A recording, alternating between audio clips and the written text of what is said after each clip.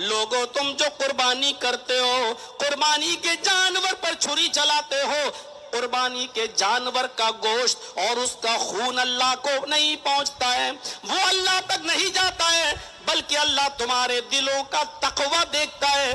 वलाकिन यनालुहु तकवा मिनकुम, अल्लाह खौफ देखता है किस नीयत से तुम कुर्बानी कर रहे हो, किस दिल से तुम कुर्बानी कर रहे हो। अगर आपने गांव वालों को दिखाने के लिए कुर्बानी की कि माशाअल्लाह वो लोग कहें 50,000 का बकरा लाए हो, 40,000 का बकरा लाए हो, अगर इस नीयत से कुर्बानी की तो मुंह पे मार दी जाएगी। मेरे भाइयों, कुर्बानी के अंदर भी तकवा देखा जाता है। कोई भी इबादत है, इबादत की रूह तकवा है। अब ये मेरी तमहीदी तकरीर का एक हिस्सा हुआ कि कोई भी इबादत अगर आप कर रहे हैं उसकी रूह तकवा है। अगर तकवा उसके अंदर से निकल गया तो इबादत बेकार। रूह है तकवा।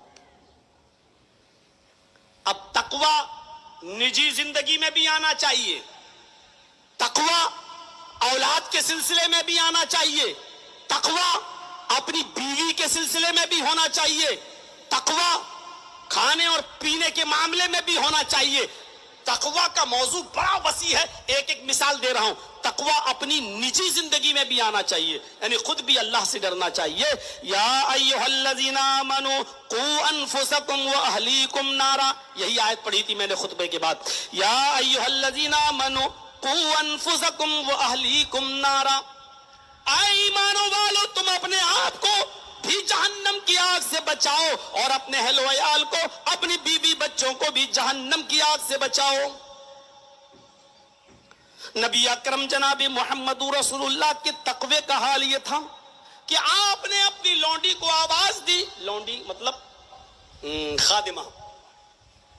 अरब के अंदर लड़के और लड़कियां बेचे और खरीदे जाते थे, तो जो लड़के खरीदे जाते थे उनको गुलाम कहा जाता था और जो लड़की खरीद ली जाती थी उसको लौंडी कहा जाता था।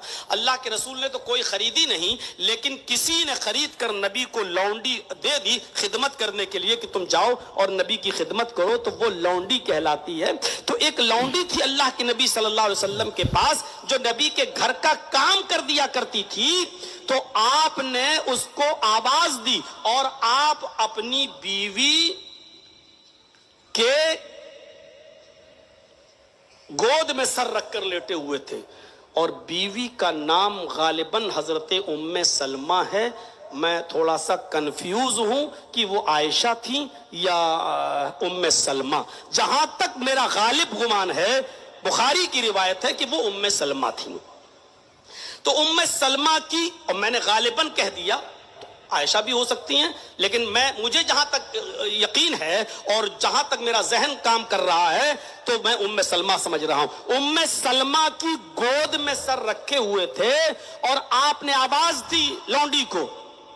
उसने आवाज तो सुन ली लेकिन आई नहीं।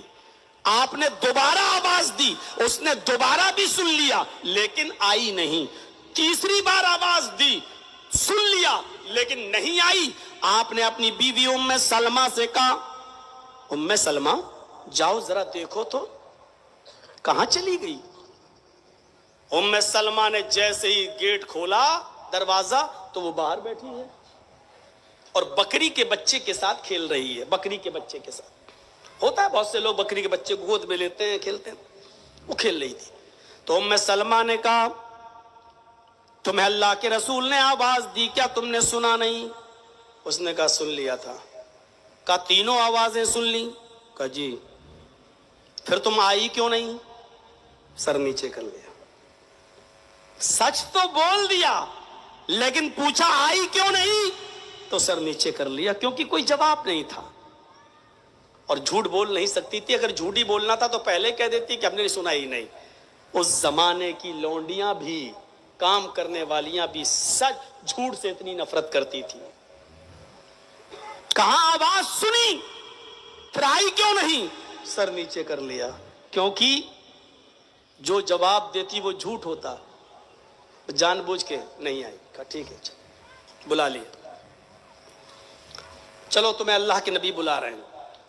तो अल्लाह के रसूल सल्लल्लाहु अलैहि वसल्लम ने उससे पूछा, क्या तुमने मेरी आवाज सुनी? حضرت ام سلمہ کہتی ہیں کہ اللہ کے رسول، اس نے آپ کی تینوں بار آواز سن لی لیکن پھر بھی نہیں آئی۔ آپ نے کہا ام سلمہ اب تم خاموش ہو جاؤ۔ آئے لونڈی، کیا تو نے میری آواز سنی تھی؟ اس نے کہا جی۔ دوسری بھی آواز سنی تھی؟ کہا جی۔ تیسری بھی سنی تھی؟ کہا جی۔ دیکھ رہے ہیں ام سلمہ نبی کی بیوی ہیں، نبی سے کہہ رہی ہیں کہ آپ کی آواز سن چکی تھی پھر بھی نہیں آئی، تو اللہ کے رسول نے ام سلمہ کی بات پر کان دھرتے ہوئے فوراً اس کو سزا نہیں دی، بلکہ تحقیق کر رہے ہیں اس سے بھی پتہ یہ چلا کہ جب تک دونوں کی باتیں نہ سن لی جائیں کسی کو فیصلہ نہیں کرنا چاہیے۔ کوئی بھی آدمی الٹی سیدھی بات آپ سے کہہ سکتا ہے، اس لیے کوئی آدمی کہے جرجی صاحب میری بیوی ایسی ہے، بس ہو سکتا ہے تم جو بول رہے ہو صحیح ہو، لیکن جب تک تمہاری بیوی کی بھی بات نہیں سنیں گے تب تک ہم کیسے کہتے ہیں کہ تم صحیح بول رہے ہو یا وہ صحیح بول رہا ہے؟ یہ ہونا چاہیے میرے بھائیو، دونوں طرف سے بات سننی جانی چاہیے۔ اللہ کے نبی کی بیوی کہہ رہی ہے کہ آپ کی بات سنی ہو پھر بھی نہیں آئی، آپ نے کہا بس اب تم بتاؤ، تم نے سنی؟ ہاں۔ دوسری بھی سنی؟ ہاں۔ تیسری بار بھی سنا؟ ہاں۔ پھر کیوں نہیں آئی؟ کہا بس ویسے ہی نہیں آئی۔ آپ نے مسواک نکالی، مسواک سمجھتے ہیں نا، یہ کان میں رکھی رہتی تھی اللہ کے رسول کے، اس زمانے میں پاکٹ واکٹ نہیں ہوتی تھی نا، کپڑا پہنا مسواک کیا، مسواک کان میں لگ لی، نماز پڑھنا شروع کر دیا۔ مسواک ہر وقت کان میں لگی رہتی تھی، جب بھی نماز کا ٹائم ہوا مسواک نکالی، مسواک کرنا شروع کر دیا اور پھر مسواک کو کان میں لگایا اور نماز پڑھنا شروع کر دیا۔ تو میرے بھائیوں یہ مسواک کان میں لگی رہتی تھی، اللہ کے نبی صلی اللہ علیہ وسلم نے وہ مسواک کان سے نکالی، اس لڑکی کو، اس لونڈی کو قریب کیا اور ایسے کر کے، ایسے آواز سن کے بھی نہیں آئی تو ایسے کر کے جو ہی مارنا چاہا، اس کے کاندھے تک مسواک جاتی ہے، ٹچ نہیں ہوتی ہے، کاندھے تک یہاں تک جاتی ہے اور پھر مسواک کو واپس کر لیتے ہیں اور کان میں لگا لیتے ہیں۔ جاؤ آئندہ خیال رکھنا، یعنی مار رہے تھے، مارا نہیں۔ ام سلمہ نے کہا اللہ کے نبی ایک دو بار اس کو سزا دے دینا چاہیے ورنہ وہ سر پہ چڑھ جائے گی، آپ کی ڈھیل کی وجہ سے یہ سر پہ چڑھ چکی ہے، آپ نے مسواک نکال ہی لی تھی تو مارا کیوں نہیں؟ اس کو مار دینا چاہیے تھا۔ مسواک سے کتنی چوٹ لگتی، کتنی لگتی؟ یہاں تو ڈنڈوں سے پیٹا جاتا ہے، باندھ کے پیٹا جاتا ہے، مسواک سے کتنی لگے گی؟ یہاں تو گولیوں سے بھون دیا جاتا ہے۔ اب بار بار کسی گاؤں کا نام نہیں لوں گا، میرے بھائیوں تصور کریں آپ، مسواک سے کتنی لگے گی کسی کو؟ مارنا چاہا لیکن واپس کر لیا۔ حضرت ام سلمہ کہتی ہیں جب اٹھائی لی تھی مسواک تو مار ہی دیتے، دو چار بار سزا دیں گے تو اپنے آپ سنبھل جائے گی، اور آپ غلطی پر تو ہی تو مار رہے تھے، بے قصور تو نہیں مار رہے تھے۔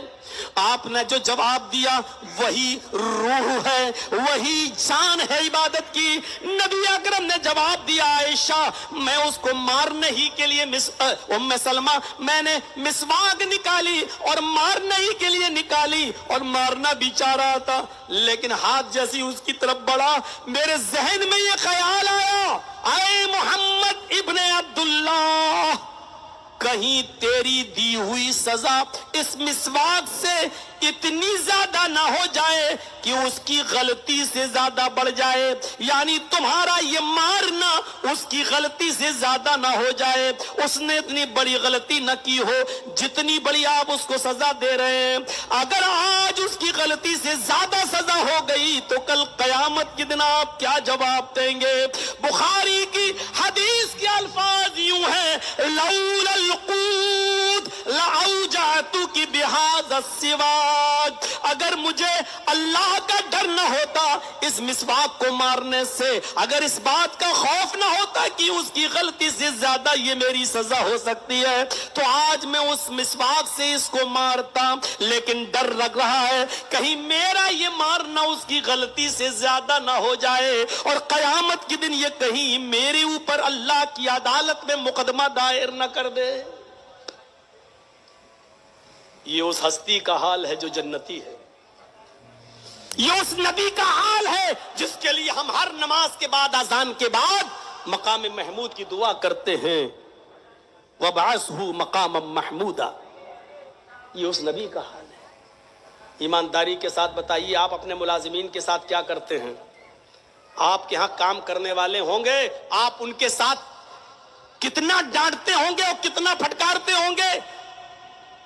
کہیں اس کی غلطی سے زیادہ تو آپ اس کو نہیں ڈانٹ رہے ہیں. ہر آدمی غور کرے، سوچے، نتیجہ نکالیے میرے پیارے ساتھیوں. یہ تقویٰ تھا نجی زندگی کے اندر. ہماری نجی زندگی کیا کہتی ہے؟ ہماری زندگی میں کتنا تقویٰ آیا ہے؟ ہر آدمی اپنی نجی زندگی کے بارے میں غور کرے کہ اس کی زندگی میں کتنا تقویٰ ہے. پھر قرآن کہتا ہے یا ایھا الذین آمنوا قوا انفسکم واہلیکم نارا. اپنی زندگی میں بھی تقویٰ پیدا کرو، اللہ سے جہنم کی آگ سے بچو، اور اپنے بیوی اور بچوں کو بھی جہنم کی آگ سے بچاؤ. آؤ پہلے بچوں سے شروع کرتے ہیں. عمر ابن عبدالعزیز کا زمانہ ہے. ہر آدمی غور کرے، جرجیس بھی اس میں شامل ہے. ہم بھی آج کے زمانے میں ایسا نہیں کر سکتے ہیں. ذرا غور کرو، عمر ابن عبدالعزیز کا زمانہ ہے. عمر ابن عبدالعزیز کے انتقال کا وقت قریب آ گیا ہے. تاریخ خطیب اٹھاؤ، صفت الصفہ اٹھاؤ علامہ ابن قیم الجوزی کی، سنیے. ایسا منظر تمہیں بتانے جا رہا ہوں، اس منظر کو دیکھو گے تو آپ کی آنکھوں میں آنسو آئیں. میرے پیارے ساتھیوں، عمر ابن عبدالعزیز کا زمانہ، وہ عمر ابن عبدالعزیز جو پورے بلاد اندلس کا امیر المومنین ہے، جس کے قبضے میں شام بھی ہے، ایران بھی ہے، بصرہ بھی ہے، کوفہ بھی ہے. یہ بلاد اندلس کا سارا ایریا ہے اور اس علاقے کا حاکم وقت ہے، امیر المومنین ہے. اتنا بڑا حاکم وقت، لیکن جب اس کے انتقال کا وقت آتا ہے تو جو لوگ ان کو دیکھنے آتے ہیں تیمارداری کے لیے، عیادت کے لیے، ایک نے کہا امیر المومنین آپ نے اپنی اولاد کو کچھ نہیں دیا، آپ نے سب کچھ صدقہ کر دیا، خیرات کر دیا، آپ نے اپنی اولاد کے لیے کیا چھوڑا ہے؟ کچھ نہیں چھوڑا. انہوں نے کہا میں نے اپنی اولاد کے لیے بہت کچھ چھوڑ دیا ہے. کہا کیا ہے؟ ہمیں تو کچھ نظر نہیں آتا. فرمایا میرے انتقال کے بعد تم سب کو پتا چل جائے گا میں نے اپنی اولاد کے لیے کیا چھوڑا. پھر انہوں نے اپنے سارے بچوں کو بلایا، مرنے والے ہیں، انتقال ہونے والا ہے، اپنے سارے بچوں کو بلایا. جانتے ہو ان کے سارے بچوں کی تعداد گنی گئی تو 14 تھے، صرف لڑکے ہی لڑکے. عمر ابن عبدالعزیز کی 14 اولاد تھی، 14 بچے تھے. 14 بچے ان کے پاس بیٹھے ہوئے ہیں، کوئی بچہ بھی بالغ نہیں ہے. بالغ ہمارے ہاں تو عمر کے حساب سے بالغ پہچانا جاتا ہے نا، 18 سال کا ہو تب بالغ مانا جاتا ہے. اسلام میں بلوغت کی عمر 18 سال نہیں ہے. اسلام کے اندر بلوغت کی عمر یہ ہے کہ لڑکے کو رات میں سوتے وقت، خواب دیکھتے وقت اگر وہ ناپاک ہونا شروع ہو جائے تو آپ سمجھ جائیے کہ آپ کا بیٹا بالغ ہو گیا ہے. اور لڑکی کی بلوغت اسلام کے اندر یہ ہے کہ اس کو پیریڈ شروع ہو جائے تو مانا جائے گا کہ یہ لڑکی بالغ ہو گئی ہے. اب عمر کا کوئی تعلق نہیں ہے اسلام کے اندر. اور حدیث میں آیا جب لڑکا بالغ ہو جائے تو شادی کرا دو، جب لڑکی بالغ ہو جائے تو شادی کرا دو. اور قرآن نے کہا وَأَنْكِحُوا الْأَيَامَ مِنْكُمْ، تم میں سے جو بھی غیر شادی شدہ ہے، سماج اور سوسائٹی کی ذمہ داری ہے کہ ان کا نکاح کرا دو. باپ کی تو ہے ہی، لیکن سماج کی بھی ذمہ داری ہے کہ ان کی شادی کرا دو. کیوں؟ کیونکہ غیر شادی شدہ لوگ فتنہ پھیلا سکتے ہیں، فتنہ برپا کر سکتے ہیں سماج کے اندر.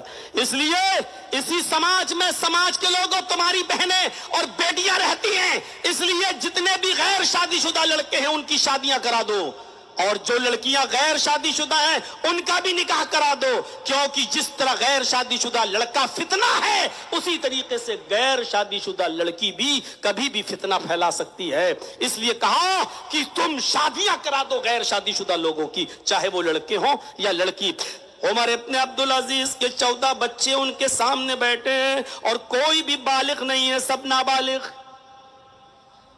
عمر ابن عبدالعزیز اپنی بیماری کے بارے میں جانتے ہیں کہ میں زیادہ دن کا نہیں ہوں، اپنے ان چھوٹے چھوٹے معصوم نابالغ بچوں کو دیکھتے ہیں، آنکھوں میں آنسو آ جاتے ہیں، روتے ہیں۔